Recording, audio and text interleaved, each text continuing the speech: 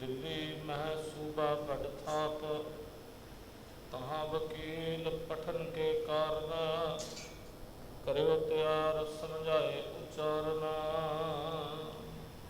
ਵਾਹਿਗੁਰੂ ਜੀ ਕਾ ਖਾਲਸਾ, ਵਾਹਿਗੁਰੂ ਜੀ ਕੀ ਫਤਿਹ। ਸਤਿਗੁਰਾਂ ਦੀ ਸਾਜੀ ਨਵਾਜੀ ਗੁਰੂ ਕੀ ਸੰਗਤ।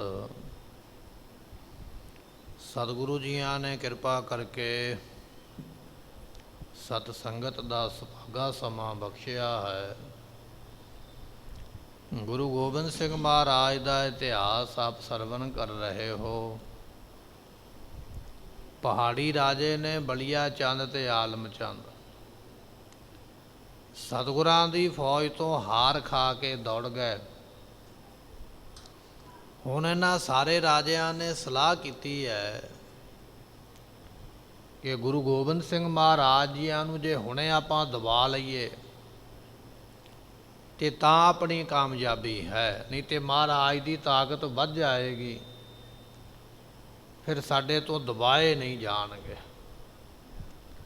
ਇਹ ਵਿਚਾਰ ਕਰਕੇ ਰਾਜਿਆਂ ਨੇ ਇਹ ਸਲਾਹ ਕੀਤੀ ਆ ਵੀ ਔਰੰਗਜ਼ੇਬ ਬਾਦਸ਼ਾਹ ਦੇ ਕੋਲੋਂ ਮਦਦ ਲਈਏ ਕਿ ਉਹ ਸਾਨੂੰ ਆਪਣੀ ਫੌਜ ਦੇ ਕੇ ਸਾਡੀ ਮਦਦ ਕਰੇ। ਇਤਿਹਾਸ ਆਪਾਂ ਕੱਲ੍ਹ ਸਰਵਣ ਕਰਿਆ ਹੈ, ਅੱਗੇ ਮਹਾਰਾਜ ਕਿਰਪਾ ਕਰ ਰਹੇ ਆਓ ਸਰਵਣ ਕਰੀਏ, ਮਿਲ ਕੇ ਆਖੀਏ ਸਤਨਾਮ ਵਾਹਿਗੁਰੂ ਸਾਹਿਬ ਜੀ। ਸੋ ਕਹਿਣ ਲੱਗੇ ਵੀ ਇਸ ਤਰ੍ਹਾਂ ਜਿਹੜੇ ਬਚਨ ਨੇ ਆਪਸ ਵਿੱਚ ਇਹ ਸਲਾਹ ਕਰਦੇ ਹਨ, ਇਹ ਜਿਹੜੇ ਪਹਾੜੀ ਰਾਜੇ ਨੇ ਨਾ ਮਿਲ ਕੇ ਆਪਸ ਵਿੱਚ ਸਾਰੇ ਤੇ ਫਿਰ ਇਸ ਤਰ੍ਹਾਂ ਸਲਾਹਾਂ ਕਰਦੇ ਹਨ, ਚਾਹੁੰਦੇ ਨੇ ਮੁਗਲਾਂ ਦੀ ਫੌਜ ਬੁਲਾਉਣੀ ਕਿ ਮੁਗਲ ਬਾਦਸ਼ਾਹ ਜੋ ਔਰੰਗਜ਼ੇਬ ਹੈ ਉਹਦੀ ਫੌਜ ਨੂੰ ਬੁਲਾ ਕੇ ਮਹਾਰਾਜ ਨੂੰ ਘੇਰਾ ਪਾਉਣਾ ਕਰੀਏ। ਕਿਉਂਕਿ ਬਾਦਸ਼ਾਹ ਔਰੰਗਜ਼ੇਬ ਤੇ ਵੈਸੇ ਬਹੁਤਾ ਸਮਾਂ ਦੱਖਣ ਵਿੱਚ ਹੀ ਰਹਿੰਦਾ ਹੈ। ਕੱਲ੍ਹ ਆਪਾਂ ਇਹ ਬਚਨ ਸਰਵਣ ਕੀਤੇ ਸਨ ਕਿ ਭਾਈ ਮਤੀ ਦਾਸ ਜੀਆਂ ਨੇ ਗੁਰੂ ਤੇਗ ਬਹਾਦਰ ਮਹਾਰਾਜ ਜੀਆਂ ਦੇ ਵਰਜਨ ਕਰਕੇ ਆਪਣੀ ਕਰਾਮਾਤ ਤਾਕਤ ਦਿਖਾਈ ਨਹੀਂ ਹੈ, ਪਰ ਸ਼ਹੀਦੀ ਪਾਉਣ ਤੋਂ ਮਗਰੋਂ ਔਰੰਗਜ਼ੇਬ ਨੂੰ ਦਿੱਲੀ ਵਿੱਚ ਵਸਣ ਨਹੀਂ ਦਿੱਤਾ, ਭਜਾ ਦਿੱਤਾ ਦਿੱਲੀ ਦੇ ਵਿੱਚੋਂ। ਇਸ ਕਰਕੇ ਬਾਦਸ਼ਾਹ ਹੁਣ ਬਹੁਤਾ ਸਮਾਂ ਦੱਖਣ ਵਿੱਚ ਰਹਿੰਦਾ ਹੈ ਤੇ ਦਿੱਲੀ ਦੇ ਵਿੱਚ ਉਹਨੇ ਆਪਣਾ ਇੱਕ ਬੜਾ ਵੱਡਾ ਸੂਬੇਦਾਰ ਥਾਪਿਆ ਹੋਇਆ। ਜਿਵੇਂ ਸਰਹੰਦ ਦਾ ਸੂਬੇਦਾਰ ਵਜ਼ੀਰ ਖਾਨ ਹੈ ਨਾ, ਇਸੇ ਤਰ੍ਹਾਂ ਔਰੰਗਜ਼ੇਬ ਨੇ ਦਿੱਲੀ ਦੇ ਵਿੱਚ ਇੱਕ ਵੱਡਾ ਸੂਬੇਦਾਰ ਉਹ ਥਾਪਿਆ ਹੋਇਆ ਹੈ। ਇਹ ਜਿਹੜੇ ਪਹਾੜੀ ਰਾਜੇ ਨੇ ਆਪਣਾ ਇੱਕ ਵਕੀਲ, ਇੱਕ ਸਰਕਾਰੀ ਨੁਮਾਇੰਦਾ ਭੇਜਣ ਲੱਗੇ ਨੇ ਕਿ ਬਾਦਸ਼ਾਹ ਦੇ ਦੱਖਣ ਗਿਆ ਹੋਇਆ, ਪਰ ਬਾਦਸ਼ਾਹ ਦਾ ਜਿਹੜਾ ਸੂਬੇਦਾਰ ਹੈ ਦਿੱਲੀ ਦੇ ਵਿੱਚ ਹੈ, ਉਹਦੇ ਕੋਲ ਆਪਣਾ ਇੱਕ ਸਰਕਾਰੀ ਮੁਲਾਜ਼ਮ ਭੇਜੀਏ, ਇੱਕ ਵਜ਼ੀਰ ਭੇਜੀਏ ਤਾਂ ਕਿ ਉਸ ਸੂਬੇਦਾਰ ਦੀ ਮਦਦ ਲਈ ਜਾ ਸਕੇ। ਇਸ ਵਕੀਲ ਨੂੰ ਤਿਆਰ ਕੀਤਾ ਵਜ਼ੀਰ ਨੂੰ ਤੇ ਬੜੇ ਚੰਗੇ ਤਰੀਕੇ ਨਾਲ ਸਮਝਾਇਆ ਹੈ ਵੀ ਤੂੰ ਕਿਹੜੀਆਂ ਕਿਹੜੀਆਂ ਗੱਲਾਂ ਜਾ ਕੇ ਕਹਿਣੀਆਂ। ਬਹੁਤੀਆਂ ਗੱਲਾਂ ਦਾ ਕਚੂਰ ਨਹੀਂ ਕਰਨਾ ਹੈ, ਬਹੁਤੀਆਂ ਗੱਲਾਂ ਕਰਾਂਗੇ ਸਮਝ ਨਹੀਂ ਆਵੇਗੀ। ਕੁਝ ਮੁੱਖ ਗੱਲਾਂ ਨੇ ਉਹ ਤੈਨੂੰ ਅਸੀਂ ਦੱਸਦੇ ਹਾਂ, ਜਿਵੇਂ ਅਸੀਂ ਤੈਨੂੰ ਕਵਾਂਗੇ ਤੂੰ ਉਸੇ ਤਰ੍ਹਾਂ ਜਾ ਕੇ ਸੂਬੇਦਾਰ ਨੂੰ ਕਹਿਣੀਆਂ ਹਨ। ਕੀ ਜਾ ਕੇ ਕਹਿਣਾ ਹੈ ਔਰ ਕੀ ਲੈ ਕੇ ਜਾਣਾ ਹੈ। ਹਜ਼ਾਰਾਂ ਦੀ ਗਿਣਤੀ ਦੇ ਵਿੱਚ ਇਹਨਾਂ ਨੇ ਮਾਇਆ ਤੇ ਕੁਝ ਨਾਲ ਚੰਗੀਆਂ ਚੰਗੀਆਂ ਖਿਲਤਾਂ ਭੇਜੀਆਂ ਹਨ। ਸਾਰੇ ਰਾਜਿਆਂ ਨੇ ਵੱਖੋ ਵੱਖਰੀਆਂ 22 ਰਾਜੇ ਨੇ ਨਾ ਪਹਾੜਾਂ ਦੇ, 22 ਰਾਜਿਆਂ ਨੇ ਆਪੋ ਆਪਣੀ ਵੱਖਰੀ ਵੱਖਰੀ ਮਾਇਆ ਭੇਜੀ ਹੈ। ਮੇਰੇ ਵੱਲੋਂ ਇੰਨੀ, ਮੇਰੇ ਵੱਲੋਂ ਇੰਨੀ, ਨਾਲ ਬੜੇ ਬੜੇ ਸੋਹਣੇ ਕੱਪੜੇ, ਬੜੇ ਬੜੇ ਸੋਹਣੇ ਦੁਸ਼ਾਲੇ ਗਹਿਣੇ ਇਹਨਾਂ ਰਾਜਿਆਂ ਨੇ ਵੱਖੋ ਵੱਖਰੇ ਆਪਣੇ ਵੱਲੋਂ ਭੇਟਾ ਦੇ ਤੌਰ ਤੇ ਭੇਜੇ ਹਨ। ਕਹਿਣ ਲੱਗੇ ਵਸਤੂਆਂ ਇਹੋ ਜਿਹੀਆਂ ਭੇਜੀਆਂ ਜਿਹੜੀਆਂ ਬੜੀਆਂ ਮਹਿੰਗੇ ਮੁੱਲ ਦੀਆਂ ਹੋਵਣ, ਕਿਉਂਕਿ ਬਾਦਸ਼ਾਹ ਦੇ ਮਗਰੋਂ ਬਾਦਸ਼ਾਹ ਦਾ ਵਜ਼ੀਰ ਬੜੀ ਵੱਡੀ ਤਾਕਤ ਰੱਖਦਾ ਹੈ। ਹੁਣ ਬਾਦਸ਼ਾਹ ਦੇ ਵਜ਼ੀਰ ਦੇ ਕੋਲੋਂ ਕੰਮ ਲੈਣਾ, ਕੁਝ ਨਾ ਕੁਝ ਤੇ ਦੇਣਾ ਪਵੇਗਾ। ਬੜੀਆਂ ਮਹਿੰਗੀਆਂ ਵਸਤੂਆਂ ਉਹਦੇ ਵਾਸਤੇ ਭੇਜੀਆਂ ਹਨ। ਹੇਤ ਖੁਸ਼ਾਮਦ ਕਹਿ ਪਹੁੰਚਾਵੇ। ਇਹ ਖੁਸ਼ਾਮਦ ਕਰਨ ਵਾਸਤੇ, ਆਪਾਂ ਕਹਿ ਲਈਏ ਵੀ ਚਾਪਲੂਸੀ ਕਰਨ ਵਾਸਤੇ, ਕਿ ਸਾਡੀ ਜਦੋਂ ਮਾਇਆ ਜਾਵੇਗੀ, ਸਾਡੇ ਕੱਪੜੇ ਜਾਣਗੇ ਵਜ਼ੀਰ ਦੇ ਕੋਲ, ਤੇ ਵਜ਼ੀਰ ਸਾਡੀ ਮਦਦ ਵਾਸਤੇ ਨਾ ਨਹੀਂ ਕਰ ਸਕੇਗਾ। ਉਹਦੀ ਖੁਸ਼ਾਮਦੀ ਕਰਨ ਵਾਸਤੇ, ਚਮਚਾਗਿਰੀ ਕਰਨ ਵਾਸਤੇ ਇਹਨਾਂ ਨੇ ਆਪਣੇ ਪਹਾੜੀ ਰਾਜਿਆਂ ਨੇ ਵਸਤੂਆਂ ਭੇਜੀਆਂ ਹਨ। ਲਿਖੇ ਪੱਤਰ ਪਰ ਗੁਰੂ ਬਿਰਤਾਂਤ। ਇੱਕ ਚਿੱਠੀ ਵੀ ਲਿਖੀ ਹੈ। ਕੁਝ ਗੱਲਾਂ ਤੇ ਵਜ਼ੀਰ ਬੋਲ ਕੇ ਦੱਸੇਗਾ, ਕੁਝ ਗੱਲਾਂ ਚਿੱਠੀ ਵਿੱਚ ਲਿਖੀਆਂ ਗਈਆਂ, ਕਿਉਂਕਿ ਚਿੱਠੀ ਜਿਹੜੀ ਇਹ ਸਰਕਾਰੀ ਕਾਗਜ਼ ਹੈ ਨਾ, ਸਰਕਾਰੀ ਕਾਗਜ਼ ਦੇ ਉੱਪਰ ਦਰਖਾਸਤ ਲਿਖੀ ਗਈ ਤਾਂ ਕਿ ਉਹ ਸੂਬੇਦਾਰ ਨੂੰ ਯਕੀਨ ਹੋ ਜਾਵੇ ਵੀ ਵਾਕਿਆ ਹੀ ਇਸ ਨੂੰ ਰਾਜਿਆਂ ਨੇ ਭੇਜਿਆ ਹੈ। ਇੱਕ ਦਰਖਾਸਤ ਲਿਖੀ ਗਈ ਹੈ ਚਿੱਠੀ ਦੱਸਣ ਵਾਸਤੇ ਕਿ ਮਹਾਰਾਜ ਕੀ ਕੀ ਕਰਦੇ ਹਨ। ਦੇਸ਼ ਪਾਏ ਬਾਪਾ। ਇਹਨਾਂ ਨੇ ਲਿਖਿਆ ਚਿੱਠੀ ਦੇ ਵਿੱਚ ਵੀ ਮਹਾਰਾਜ ਗੁਰੂ ਗੋਬਿੰਦ ਸਿੰਘ ਜੀਆਂ ਨੇ ਪਹਾੜਾਂ ਦੇ ਵਿੱਚ ਬੜਾ ਉਦਮ ਮਚਾਇਆ ਹੋਇਆ, ਬੜਾ ਗਦਰ ਮਚਾਇਆ ਹੋਇਆ, ਬੜਾ ਦੁੱਖ ਦਿੱਤਾ ਹੋਇਆ ਹੈ। ਤੇ ਸਤਿਗੁਰੂ ਇਹ ਗੱਲ ਕਹਿੰਦੇ ਨੇ ਵੀ ਮੈਂ ਹੁਣ ਆਪਣਾ ਖਾਲਸਾ ਪੰਥ ਬਣਾਇਆ ਹੈ। ਇਹ ਸਾਰੀਆਂ ਗੱਲਾਂ ਚਿੱਠੀ ਵਿੱਚ ਲਿਖਦੇ ਪਏ। ਇੱਕ ਤੇ ਮਹਾਰਾਜ ਪਹਾੜਾਂ ਵਿੱਚ ਬੜਾ ਗਦਰ ਮਚਾ ਰਹੇ ਨੇ, ਦੂਜਾ ਇਹ ਲਿਖਿਆ ਗਿਆ ਵੀ ਮਹਾਰਾਜ ਨੇ ਆਪਣਾ ਨਵਾਂ ਪੰਥ ਇੱਕ ਪੈਦਾ ਕੀਤਾ ਹੈ। ਕਈ ਵਾਰ ਲੜ ਪਰੇ। ਗੁਰੂ ਸਾਡੇ ਨਾਲ ਕਈ ਵਾਰੀ ਜੰਗ ਮੈਦਾਨ ਵਿੱਚ ਲੜੇ ਨੇ, ਤੇ ਕਈ ਵਾਰ ਸਾਡੇ ਨਾਲ ਗੁਰੂ ਦਾ ਜੰਗ ਹੋਇਆ ਹੈ। ਸਾਨੂੰ ਮਹਾਰਾਜ ਹਰਾ ਦਿੰਦੇ। ਜਦੋਂ ਅਸੀਂ ਔਰੰਗਜ਼ੇਬ ਦਾ ਨਾਮ ਲੈਂਦੇ ਆ ਤੇ ਗੁਰੂ ਗੋਬਿੰਦ ਸਿੰਘ ਅੱਗੋਂ ਇਹ ਗੱਲ ਕਹਿੰਦੇ ਵੀ ਮੈਂ ਨਹੀਂ ਜਾਣਦਾ ਕਿਸੇ ਔਰੰਗਜ਼ੇਬ ਨੂੰ। ਐ ਸੂਬੇਦਾਰ ਜੀ, ਐ ਵਜ਼ੀਰ ਜੀ, ਵੇਖੋ ਗੁਰੂ ਦਾ ਇੰਨਾ ਹੌਸਲਾ ਵੱਧ ਗਿਆ, ਸਾਨੂੰ ਤੇ ਜੰਗ ਵਿੱਚ ਹਰਾ ਦਿੰਦੇ, ਪਰ ਨਾਲ ਇਹ ਵੀ ਗੱਲ ਕਹਿੰਦੇ ਵੀ ਮੈਂ ਨਹੀਂ ਕਿਸੇ ਔਰੰਗਜ਼ੇਬ ਨੂੰ ਜਾਣਦਾ। ਵਧਾ ਚੜਾ ਕੇ ਗੱਲਾਂ ਲਿਖਣੀਆਂ ਪੈਣਗੀਆਂ ਨਾ ਚਿੱਠੀ ਦੇ ਵਿੱਚ, ਤਾਂ ਕਿ ਅਗਲੇ ਨੂੰ ਵੀ ਗੁੱਸਾ ਆਵੇ।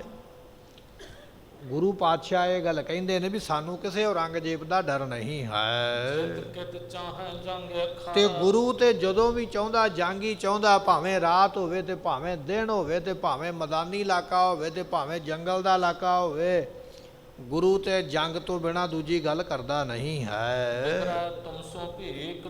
ਇਸ ਕਰਕੇ ਇਹ ਬਾਦਸ਼ਾਹ ਸਲਾਮਤ, ਅੱਜ ਤੇ ਗੁਰੂ ਸਾਡੇ ਨਾਲ ਵਿਗੜਿਆ ਹੈ।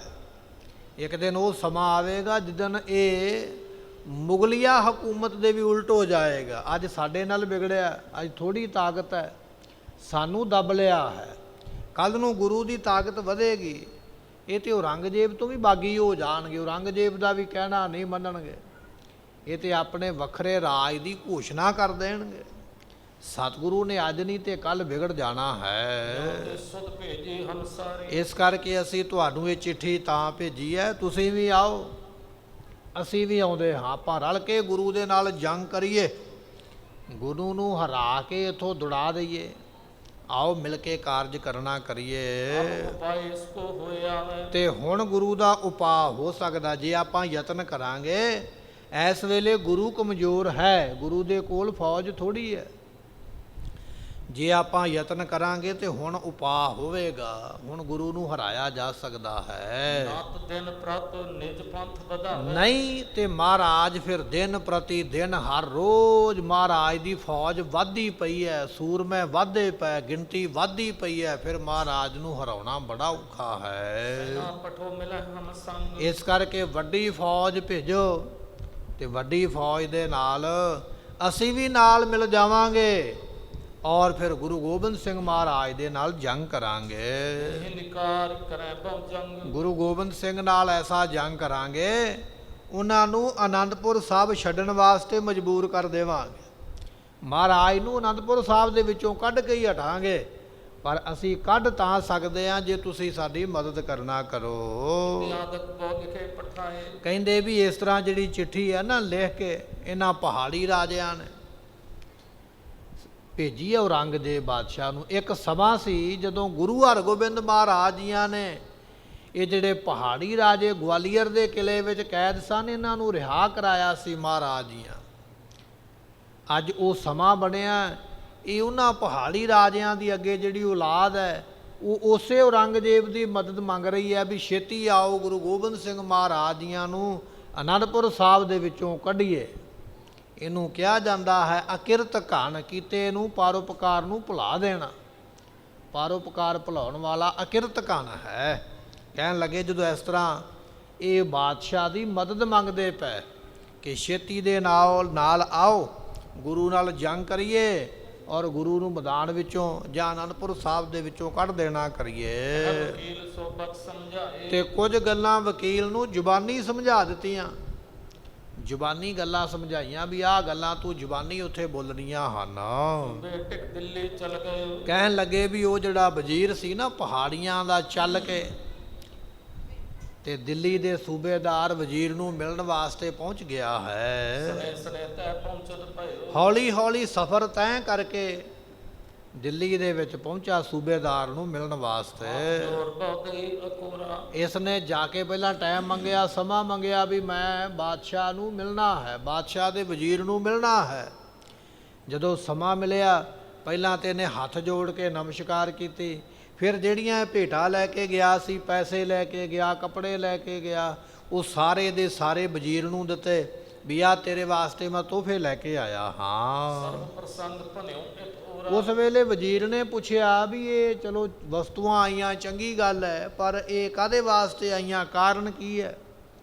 ਤੇ ਫਿਰ ਉਹ ਜਿਹੜਾ ਵਕੀਲ ਗਿਆ ਨਾ ਪਹਾੜੀ ਰਾਜਿਆਂ ਦੇ ਵੱਲੋਂ, ਉਹਨੇ ਸਾਰੀ ਫਿਰ ਗੱਲ ਬੋਲ ਕੇ ਦੱਸੀ ਹੈ। ਸਭ ਰਾਜਨ ਮਿਲ ਕੋਏ ਪਠਾਇਓ। ਕਹਿਣ ਲੱਗਾ ਜੀ ਮੈਨੂੰ ਸਾਰੇ ਰਾਜਿਆਂ ਨੇ ਮਿਲ ਕੇ ਤੁਹਾਡੇ ਕੋਲ ਭੇਜਿਆ ਹੈ। ਆਪ ਪਾਸ ਇਸ ਹਿਤ ਚਲਿਆ। ਮੈਂ ਤੁਹਾਡੇ ਵਾਸਤੇ ਇੱਕ ਕੰਮ ਚੱਲ ਕੇ ਆਇਆ ਹਾਂ। ਮੈਨੂੰ ਸਾਰੇ ਜਿੰਨੇ ਪਹਾੜਾਂ ਦੇ ਰਾਜੇ ਨੇ 22 ਧਰ ਰਾਜੇ 22 ਰਾਜੇ ਨੇ, ਉਹਨਾਂ ਰਾਜਿਆਂ ਨੇ ਮੈਨੂੰ ਭੇਜਿਆ ਹੈ ਤੇ ਮੈਂ ਤੁਹਾਡੇ ਕੋਲ ਖਾਸ ਕੰਮ ਚੱਲ ਕੇ ਆਇਆ ਹਾਂ। ਸੂਬੇ ਸੁਣ ਕਰ ਸਭ ਬਾਤ। ਕਹਿਣ ਲੱਗੇ ਵੀ ਉਹ ਜਿਹੜਾ ਸੂਬਾ ਸੀ ਨਾ ਉਹਨੇ ਸਾਰੀ ਫਿਰ ਗੱਲ ਸੁਣੀ ਵੀ ਦੱਸ ਵੀ ਗੱਲ ਕੀ ਹੈ। ਤੇ ਇਸ ਵਜ਼ੀਰ ਨੇ ਜਿਹੜਾ ਪਹਾੜੀਆਂ ਨੇ ਭੇਜਿਆ ਹੋਇਆ ਵਕੀਲ, ਇਹਨੇ ਸਾਰੀ ਗੱਲ ਫਿਰ ਉਹ ਸੂਬੇਦਾਰ ਨੂੰ ਦੱਸੀ ਹੈ। ਲਿਖਿਓ ਨਰੰਗੇ ਕਉ ਬਿਰਤਾਂ। ਤੇ ਉਸ ਵੇਲੇ ਕਹਿਣ ਲੱਗੇ ਵੀ ਉਹ ਸਾਰਾ ਬਿਰਤਾਂਤ ਜਿਹੜਾ ਸੀ ਅੱਗੇ ਔਰੰਗਜ਼ੇਬ ਨੂੰ ਲਿਖਿਆ ਗਿਆ ਹੈ। ਇਸ ਵਕੀਲ ਕਉ ਦਈ। ਅਤੇ ਵਕੀਲ ਨੂੰ ਧੀਰ ਦੇ ਦਿੱਤਾ। ਸੂਬੇਦਾਰ ਨੇ ਚਿੱਠੀ ਪੜ੍ਹ ਲਈ, ਸਾਰੀ ਗੱਲਬਾਤ ਸੁਣ ਲਈ, ਆਖਿਆ ਵੀ ਇਹ ਚਿੱਠੀ ਤੇਰੀ ਹੁਣ ਮੈਂ ਅੱਗੇ ਔਰੰਗਜ਼ੇਬ ਨੂੰ ਭੇਜਾਂਗਾ, ਮੈਂ ਵੀ ਇਕੱਲਾ ਕੁਝ ਨਹੀਂ ਕਰ ਸਕਦਾ। ਜਿੰਨਾ ਚਿਰ ਮੈਨੂੰ ਬਾਦਸ਼ਾਹ ਹੁਕਮ ਨਹੀਂ ਦਿੰਦਾ ਉਹਨਾਂ ਚਿਰ ਮੈਂ ਵੀ ਕੁਝ ਨਹੀਂ ਕਰ ਸਕਦਾ। ਇਹ ਤੇਰੀ ਚਿੱਠੀ ਹੁਣ ਮੈਂ ਔਰੰਗਜ਼ੇਬ ਦੇ ਕੋਲ ਭੇਜਾਂਗਾ, ਅੱਗੋਂ ਔਰੰਗਜ਼ੇਬ ਜਿਵੇਂ ਕਹੇਗਾ ਮੈਂ ਫਿਰ ਉਸੇ ਤਰ੍ਹਾਂ ਕਰਾਂਗਾ। ਪਰ ਮੇਰੀ ਇੱਕ ਗੱਲ ਹੈ ਵੀ ਤੁਸੀਂ ਫਿਕਰ ਨਾ ਕਰੋ, ਮੈਂ ਤੁਹਾਡੀ ਮਦਦ ਜ਼ਰੂਰ ਕਰਾਂਗਾ, ਤੁਸੀਂ ਫਿਕਰ ਲਾ ਦਿਓ, ਨਿਚਿੰਤ ਹੋ ਜਾਵੋ, ਚਿੰਤਾ ਨਾ ਕਰੋ। ਇਹ ਦਿੱਲੀ ਦੇ ਸੂਬੇਦਾਰ ਨੇ ਆਖਿਆ ਹੈ। ਗੱਜਬਾਜੀ ਜੁਦ ਭੇਟਾਂ ਲਈ। ਅਤੇ ਇਹ ਲੈ ਕੇ ਗਿਆ ਸੀ ਆਪਣੇ ਵੱਲੋਂ ਹਾਥੀ, ਘੋੜੇ ਤੇ ਪੈਸੇ ਦਿੱਲੀ ਦੇ ਸੂਬੇਦਾਰ ਨੂੰ ਦੇਣ ਵਾਸਤੇ।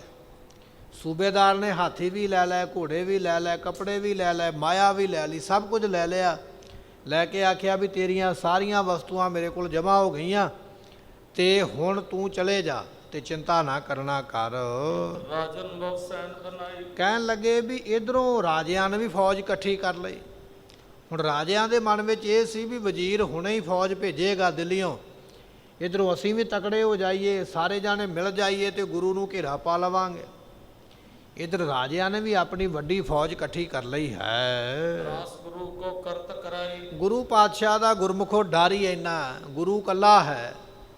ਮੁੱਠੀ ਭਰ ਸਿੰਘ ਨੇ ਨਾਲ, ਰਾਜਿਆਂ ਨੂੰ ਡਰ ਇੰਨਾ ਵੀ 22 ਰਾਜੇ ਇਕੱਠੇ ਹੋ ਕੇ ਕੁਝ ਨਹੀਂ ਕਰ ਪਾ ਰਹੇ। ਆਪਣੀ ਫੌਜ ਇਕੱਠੀ ਕਰਕੇ ਤਕੜਾਈ ਕੀਤੀ ਹੈ। ਸਿੰਘ ਗਨ ਖੇਤ ਉਜਾਰੇ। ਮਹਾਰਾਜ ਦੇ ਸੂਰਮੇ ਰੋਜ਼ ਦੇ ਵਾਂਗ ਹੀ ਚੜ੍ਹਦੇ, ਜਿੱਧਰ ਨੂੰ ਜੀ ਕਰਦਾ ਉਧਰ ਨੂੰ ਵਿਚਰਦੇ ਹਨ। ਨਰੈ ਰਣ ਮਰੈ ਸੁਮਾਰ। ਜਿਹੜਾ ਅੱਗੇ ਆਉਂਦਾ ਉਹਦੇ ਨਾਲ ਜੰਗ ਕਰਦੇ, ਜਿਹੜਾ ਜੰਗ ਕਰਦਾ ਉਹਨੂੰ ਜੰਮਦੇ ਘਰ ਭੇਜ ਦਿੰਦੇ ਹਨ। ਰਾਜਨ ਕੇ ਨਿਤ ਬੜੋ ਹਗਾਮਾ। ਕਹਿਣ ਲੱਗੇ ਵੀ ਇਸ ਤਰ੍ਹਾਂ ਰਾਜਿਆਂ ਦੇ ਵਿੱਚ ਬੜਾ ਹੰਗਾਮਾ, ਰੋਜ਼ ਹੀ ਜੰਗ ਕਿਸੇ ਨਾ ਕਿਸੇ ਰਾਜੇ ਦੇ ਨਾਲ ਖਾਲਸਾ ਫੌਜ ਦਾ ਛਿੜਿਆ ਰਹਿੰਦਾ ਹੈ। ਕੈ ਸਹਿਜ ਸੁਭਾਇਕ ਕੰਮ। ਕਹਿਣ ਲੱਗੇ ਵੀ ਇਹ ਤੇ ਗੁਰੂ ਪਾਤਸ਼ਾਹ ਦਾ ਤੇ ਸੁਤੇ ਸਿੱਧੀ ਕੰਮ ਹੈ ਨਾ, ਰਾਜਿਆਂ ਵਾਸਤੇ ਜੰਗ ਹੈ, ਮਹਾਰਾਜ ਦੇ ਖਾਲਸੇ ਵਾਸਤੇ ਤੇ ਨਿਤ ਦੀ ਕਰਨੀ ਹੈ, ਰੋਜ਼ ਦਾ ਹੀ ਕੰਮ ਹੈ। ਕਿਉਂਕਿ ਦੰਗਾ ਜਿਹੜਾ ਨਾ, ਦੰਗਾ ਜੰਗ, ਇਹ ਖਾਲਸੇ ਦੀ ਨਿਤ ਦੀ ਕਿਰਿਆ ਬਣ ਗਈ ਹੈ। ਮਹਾਰਾਜ ਦੇ ਸੂਰਮਿਆਂ ਵਾਸਤੇ ਰੋਜ਼ ਦਾ ਕੰਮ ਹੈ, ਰਾਜਿਆਂ ਵਾਸਤੇ ਵੱਡਾ ਜੰਗ ਕਹਾਉਂਦਾ ਹੈ। ਦਿਨ ਬੈਠੇ ਸਭਾ ਲਗਾਏ, ਇੱਕ ਦਿਨ ਕੀ ਹੋਇਆ ਕਿ ਸਾਰੇ ਜਾਣੇ ਸਭਾ ਲਾ ਕੇ ਬੈਠੇ ਹਨ ਪ੍ਰਾਪਤ ਸੰਗਤ ਕੀ ਸਮੁਦਾਇ, ਤੇ ਬਹੁਤ ਜ਼ਿਆਦੀਆਂ ਸੰਗਤਾਂ ਉਸ ਵੇਲੇ ਆ ਕੇ ਬੈਠੀਆਂ ਹਨ। ਦਰਸ਼ਨ ਕਰਨ ਦੂਰ ਤੇ ਆਈ, ਸੰਗਤਾਂ ਮਹਾਰਾਜ ਦੇ ਦਰਸ਼ਨ ਕਰਦੀਆਂ। ਗੁਰਮੁਖੋ ਇਹ ਤੇ ਬਚਨ ਆਪਾਂ ਸਰਵਣ ਕੀਤਾ ਹੈ ਵੀ ਪਹਾੜੀਆਂ ਨੇ ਆਪਣੀ ਤਿਆਰੀ ਕਰ ਲਈ ਜੰਗ ਕਰਨ ਵਾਸਤੇ। ਇੱਕ ਚਿੱਠੀ ਦਿੱਲੀ ਭੇਜ ਦਿੱਤੀ ਹੈ ਵੀ ਮੁਗਲਿਆ ਫੌਜ ਸਾਡੀ ਮਦਦ ਵਾਸਤੇ ਭੇਜੋ। ਦਿੱਲੀ ਦੇ ਸੂਬੇਦਾਰ ਨੇ ਉਹ ਚਿੱਠੀ ਅੱਗੇ ਔਰੰਗਜ਼ੇਬ ਨੂੰ ਭੇਜ ਦਿੱਤੀ ਹੈ ਦੱਖਣ ਦੇ ਵਿੱਚ ਵੀ ਜਿੰਨਾ ਚਿਰ ਬਾਦਸ਼ਾਹ ਨਹੀਂ ਕਹਿੰਦਾ ਉਹਨਾਂ ਚਿਰ ਮੈਂ ਫੌਜ ਭੇਜ ਨਹੀਂ ਸਕਦਾ। ਇਹ ਤੇ ਪਹਾੜੀਆਂ ਦਾ ਔਰ ਔਰੰਗਜ਼ੇਬ ਦੀ ਗੱਲ ਹੈ। ਹੁਣ ਗੁਰੂ ਗੋਬਿੰਦ ਸਿੰਘ ਮਹਾਰਾਜ ਦਾ ਵਰਤਾਂਤ ਆਪਾਂ ਸਰਵਣ ਕਰਦੇ ਹਾਂ। ਕਹਿਣ ਲੱਗੇ ਮਹਾਰਾਜ ਆਪਣੇ ਰੋਜ਼ ਦੇ ਕੰਮਾਂ ਕਾਰਾਂ ਦੇ ਵਾਂਗ ਅੱਜ ਬੜੀ ਸੋਹਣੀ ਦੀਵਾਨ ਸਜਾ ਕੇ ਮਹਾਰਾਜ ਦੀਵਾਨ ਸਜਾ ਕੇ ਬੈਠੇ ਹਨ। ਪ੍ਰਕਾਰ ਉਪਾਇਨ ਲਿਆਈ, ਬੇਅੰਤ ਸੰਗਤਾਂ ਆਉਂਦੀਆਂ ਮਹਾਰਾਜ ਦੇ ਕੋਲ ਮੱਥਾ ਟੇਕਣ ਵਾਸਤੇ ਤੇ ਮੱਥਾ ਟੇਕਦੀਆਂ ਹਨ। ਅਬ ਅਰਦਾਸੀ ਅਗਰ ਖਰੋਏ, ਮਹਾਰਾਜ ਦੇ ਅਰਦਾਸੀਏ ਜਿਹੜੇ ਅਰਦਾਸ ਕਰਨ ਵਾਲੇ ਉਹ ਫਿਰ ਅੱਗੇ ਖੜ ਕੇ ਅਰਦਾਸ ਕਰਦੇ। ਮਹਾਰਾਜ ਦੀ ਅਰਦਾਸ ਇਸ ਤਰ੍ਹਾਂ ਹੁੰਦੀ ਹੈ, ਮਹਾਰਾਜ ਫਲਾਣੇ ਇਲਾਕੇ ਵਿੱਚੋਂ ਫਲਾਣੀ ਸੰਗਤ ਵੱਲੋਂ ਇਹ ਕੁਝ ਆਇਆ ਹੈ ਔਰ ਇਸ ਸੰਗਤ ਦੀ ਇਹ ਤਮੰਨਾ ਹੈ। ਇਸ ਤਰ੍ਹਾਂ ਵਾਰੀ-ਵਾਰੀ ਸਾਰਿਆਂ ਦਾ ਨਾਮ ਲੈ ਕੇ ਬੋਲ ਕੇ ਮਹਾਰਾਜ ਨੂੰ ਦੱਸਿਆ ਜਾਂਦਾ ਹੈ। ਸਾਬਤ ਸਕਲ ਵਸਤ ਕੋ ਤੇ ਸੋਏ, ਸਾਰੀਆਂ ਵਸਤੂਆਂ ਜਿਹੜੇ ਮਹਾਰਾਜ ਦੇ ਖਜ਼ਾਨਚੀ ਨੇ ਉਹ ਸਾਂਭਦੇ ਨੇ। ਮਹਾਰਾਜ ਕਹਿੰਦੇ ਚਲੋ ਭਾਈ ਇਹ ਵਸਤੂ ਖਜ਼ਾਨੇ ਵਿੱਚ ਜਮ੍ਹਾਂ ਕਰ ਦਿਓ। ਉਹ ਫਿਰ ਖਜ਼ਾਨੇ ਵਿੱਚ ਚਲੇ ਜਾਂਦੀਆਂ। ਜਿਹੜੇ ਖਜ਼ਾਨਿਆਂ ਨੂੰ ਸਾਂਭਣ ਵਾਲੇ ਸਿੱਖ ਨੇ ਉਹ ਸਾਰੀਆਂ ਵਸਤੂਆਂ ਫਿਰ ਜਮ੍ਹਾਂ ਕਰਦੇ ਹਨ। ਐਸਾ ਮੋਹਰ ਰਜਤ ਪਾਣੀ ਤੇ, ਭਾਵੇਂ ਪੈਸੇ ਹੋਣ, ਭਾਵੇਂ ਚਾਂਦੀ ਦੇ ਰੁਪਈਏ ਹੋਣ ਤੇ ਭਾਵੇਂ ਕਹਿ ਲਈਏ ਸੋਨੇ ਦੀਆਂ ਮੋਹਰਾਂ ਹੋਣ, ਇਹ ਜਿੰਨੀਆਂ ਵੀ ਮਹਾਰਾਜ ਦੇ ਕੋਲ ਆਉਂਦੀਆਂ ਹਨ ਸੰਭਾਰਨ ਰੱਖੈ ਤੇ, ਸਾਰੀ ਦੀ ਸਾਰੀ ਮਾਇਆ ਸੰਭਾਲੀ ਜਾਂਦੀ ਹੈ। ਖਜ਼ਾਨੇ ਵਿੱਚ ਸਾਰੀ ਮਾਇਆ ਜਮ੍ਹਾਂ ਹੁੰਦੀ ਹੈ। ਗੁਰੂ ਟਿਕ ਅਨਕ ਖਜ਼ਾਨਾ, ਗੁਰਮੁਖੋ ਮਹਾਰਾਜ ਦੇ ਕੋਲ ਬੜਾ ਵੱਡਾ ਖਜ਼ਾਨਾ ਭਰ ਗਿਆ। ਚਾਂਦੀ ਦੇ ਭੰਡਾਰੇ ਭਰ ਗਏ, ਸੋਨੇ ਦੇ ਭਾਂਡੇ ਭਰ ਗਏ, ਹੀਰੇ ਮੋਤੀ ਜਵਾਹਰਾਤ ਕਮੀ ਕੋਈ ਨਹੀਂ ਹੈ। ਮਹਾਰਾਜ ਦੇ ਕੋਲ ਬੜਾ ਵੱਡਾ ਖਜ਼ਾਨਾ ਲੱਗ ਗਿਆ। ਵਿਦਵਾਨ ਕਹਿੰਦੇ ਨੇ ਉਹਨਾਂ ਸਮਿਆਂ ਦੇ ਵਿੱਚ 9 ਕਰੋੜ ਰੁਪਈਆ ਮਹਾਰਾਜ ਜੀਆਂ ਨੇ ਸਤਲੁਜ ਦਰਿਆ ਵਿੱਚ ਪਵਾਇਆ ਸੀ। ਜਦੋਂ ਪਹਾੜੀਆਂ ਨੇ ਘੇਰਾ ਪਾ ਲਿਆ ਅਨੰਦਪੁਰ ਸਾਹਿਬ ਨੂੰ ਤੇ ਮਹਾਰਾਜ ਜਾਣ ਗਏ, ਸਤਿਗੁਰੂ ਤੇ ਜਾਣਦੇ ਸਨ ਆਉਣ ਵਾਲਾ ਸਮਾਂ ਵੀ ਅਨੰਦਪੁਰ ਸਾਹਿਬ ਛੱਡਣਾ ਹੈ, ਕਿਉਂਕਿ ਮਾਤਾ ਜੀਤਾ ਜੀਆਂ ਨੂੰ ਸਤਿਗੁਰਾਂ ਨੇ ਪਹਿਲਾਂ ਦੱਸ ਦਿੱਤਾ ਸੀ ਵੀ ਇਸ ਤਰ੍ਹਾਂ ਸ਼ਹੀਦੀਆਂ ਹੋਣੀਆਂ ਨੇ। ਤੇ ਸਤਿਗੁਰੂ ਜਾਣ ਗਏ ਵੀ ਇੰਨਾ ਧਨ ਲੈ ਕੇ ਨਿਕਲਿਆ ਜੀ ਨਹੀਂ ਜਾਣਾ, ਇਹਨਾਂ ਮੁਗਲਾਂ ਦੇ ਹੱਥ ਲੱਗ ਜਾਣਾ। ਸਾਡੀ ਸੰਗਤ ਦੀ ਇਹ ਮਾਇਆ ਹੈ। ਤੇ ਸਤਿਗੁਰਾਂ ਨੇ ਕਹਿ ਕੇ ਉਹ ਸਾਰੀ ਮਾਇਆ ਜਿਹੜੀ ਸੀ ਉਹ ਸਤਲੁਜ ਦਰਿਆ ਦੇ ਵਿੱਚ ਆਖਿਆ ਪਾਣੀ ਵਿੱਚ ਪਾ ਦਿਓ। ਤੇ ਵਿਦਵਾਨ ਕਹਿੰਦੇ ਵੀ 9 ਕਰੋੜ ਦੀ ਗਿਣਤੀ ਹੈ ਉਸ ਸਮੇਂ ਦੀ ਮਾਇਆ ਦੀ। ਅੱਜ ਉਹਦੀ ਗਿਣਤੀ ਦਾ ਕੋਈ ਲੇਖਾ ਜੋਖਾ ਨਹੀਂ ਹੋ ਸਕਦਾ ਕਿੰਨੀ ਮਾਇਆ ਹੋਵੇਗੀ। ਸੋ ਉਹ ਮਹਾਰਾਜ ਨੇ ਆਖਿਆ ਸੀ ਸਮਾਂ ਆਵੇਗਾ, ਇਹ ਸਾਡਾ ਖਜ਼ਾਨਾ ਹੈ, ਇੱਥੇ ਰਹੇਗਾ। ਸਮਾਂ ਆਵੇਗਾ ਇਸ ਖਜ਼ਾਨੇ ਨੂੰ ਅਸੀਂ ਕੱਢਾਂਗੇ ਫਿਰ ਵਰਤਾਂਗੇ। ਇਸ ਕਰਕੇ ਮਹਾਰਾਜ ਨੇ ਉਹ ਖਜ਼ਾਨਾ ਪਵਾਇਆ। ਇਤਿਹਾਸ ਵਿੱਚ ਇਹ ਵੀ ਬਚਨ ਆਉਂਦਾ, ਜਦੋਂ ਮਹਾਰਾਜ ਬੜੇ ਬੜੇ ਸੋਹਣੇ ਸ਼ਸਤਰ ਵਗੈਰਾ ਤੇ ਧਨ ਦਰਿਆ ਦੇ ਵਿੱਚ ਸੁੱਟਦੇ ਪਏ ਨਾ, ਇੱਕ ਸਿੱਖ ਨੇ ਬੜਾ ਸੋਹਣਾ ਸ਼ਸਤਰ ਵੇਖ ਕੇ ਕੋਲ ਰੱਖ ਲਿਆ ਵੀ ਇਹ ਕਿਉਂ ਸੁੱਟਣਾ ਪਾਣੀ ਵਿੱਚ। ਮਹਾਰਾਜ ਨੇ ਉੱਚੀ ਆਵਾਜ਼ ਦੇ ਕੇ ਆਖਿਆ, ਕਹਿਣ ਲੱਗੇ ਵੀ ਸਾਰਾ ਕੁਝ ਪਾ ਦਿੱਤਾ ਖਜ਼ਾਨੇ ਵਿੱਚ। ਸਾਰਿਆਂ ਨੇ ਕਹਿ ਦਿੱਤਾ ਜੀ ਪਾ ਦਿੱਤਾ ਹੈ। ਉਹਨੇ ਸ਼ਸਤਰ ਆਪਣੇ ਕੋਲ ਰੱਖ ਲਿਆ ਵੀ ਚਲੋ ਮਹਾਰਾਜ ਨੂੰ ਕਿਹੜਾ ਪਤਾ ਲੱਗਦਾ।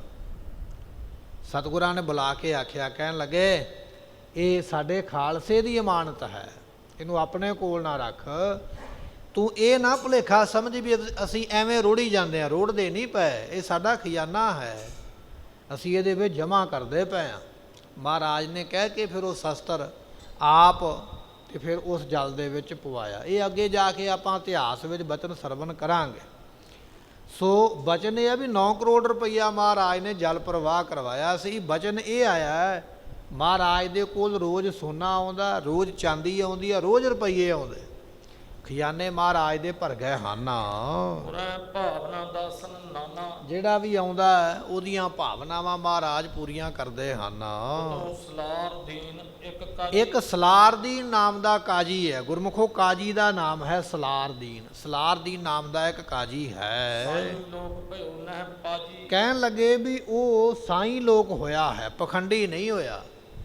ਇਹ ਜਿਹੜਾ ਸਲਾਰਦੀਨ ਕਾਜੀ ਹੈ ਨਾ, ਉਹਨੂੰ ਆਪਾਂ ਆਮ ਕਾਜੀ ਨਹੀਂ ਕਹਿ ਸਕਦੇ, ਪਖੰਡ ਕਰਨ ਵਾਲਾ ਨਹੀਂ। ਨਹੀਂ, ਸੱਚੀ ਮੁੱਚੀ ਰੱਬ ਦਾ ਭਗਤ ਸਾਈਂ ਲੋਕ ਸੀ, ਕਹਿ ਲਈਏ ਫਕੀਰ ਸੀ, ਬੜਾ ਬੰਦਗੀ ਵਾਲਾ ਹੈ। ਹਿੰਦੂ ਸੋ ਧੋਖ ਕਰਤਾ। ਉਹ ਕਿਸੇ ਦੇ ਨਾਲ ਧੋਖਾ ਨਹੀਂ ਕਰਦਾ, ਭਾਵੇਂ ਹਿੰਦੂ ਹੈ, ਭਾਵੇਂ ਮੁਸਲਮਾਨ ਹੈ, ਭਾਵੇਂ ਕੋਈ ਵੀ ਹੈ, ਕਿਸੇ ਨਾਲ ਉਹਦਾ ਕੋਈ ਵੱਲ ਨਹੀਂ, ਕੋਈ ਛਲ ਨਹੀਂ, ਕੋਈ ਧੋਖਾ ਧੜੀ ਨਹੀਂ ਹੈ। ਮੈਂ ਇੱਕ ਸਮਾਨ ਵਰਤਨ। ਸਾਰਿਆਂ ਨੂੰ ਇੱਕ ਸਮਾਨ ਹੀ ਸਮਝਦਾ ਵੀ ਸਾਰੇ ਰੱਬ ਦੀ, ਅੱਲਾ ਦੀ, ਖੁਦਾ ਦੀ, ਸਾਰੇ ਉਸ ਦੀ ਇਹ ਕਾਇਨਾਤ ਬਣਾਈ ਹੈ। ਦਰਸ਼ਨ ਕੇ ਗੁਰਤ ਗਿਆ। ਕਹਿਣ ਲੱਗੇ ਵੀ ਇਹ ਜਿਹੜਾ ਸਲਾਰਦੀਨ ਕਾਜੀ ਹੈ ਨਾ, ਇੱਕ ਦਿਨ ਮਹਾਰਾਜ ਦੇ ਦਰਸ਼ਨ ਕਰਨ ਵਾਸਤੇ ਆਇਆ ਹੈ। ਬਹੁਤ ਆਨੰਦ ਕੋ ਪਾਏ। ਅਤੇ ਕਹਿਣ ਲੱਗੇ ਵੀ ਸਤਿਗੁਰੂ ਪਾਤਸ਼ਾਹ ਮਹਾਰਾਜ ਸਾਹਿਬ ਜੀਆਂ ਦੇ ਕੋਲ ਉਸ ਵੇਲੇ ਬੈਠ ਗਿਆ, ਬੜੇ ਆਨੰਦ ਦੇ ਸਮੇਤ ਹੈ। ਗੁਰੂ ਕੋ ਵਿਵਹਾਰ। ਕਹਿਣ ਲੱਗੇ ਵੀ ਸੰਗਤ ਔਰ ਗੁਰੂ ਦਾ ਜਿਹੜਾ ਵਿਵਹਾਰ ਹੈ, ਜਿਹੜਾ ਕੰਮ ਹੈ, ਸੰਕਾਰ ਲਗ ਰਹਿਓ ਨਿਹਾਰ। ਤੇ ਸਤਿਗੁਰਾਂ ਦੇ ਕੰਮ ਉਹ ਦੇਖਦਾ ਰਿਹਾ ਵੀ ਮਹਾਰਾਜ ਕੀ ਕਰਦੇ ਹਨ।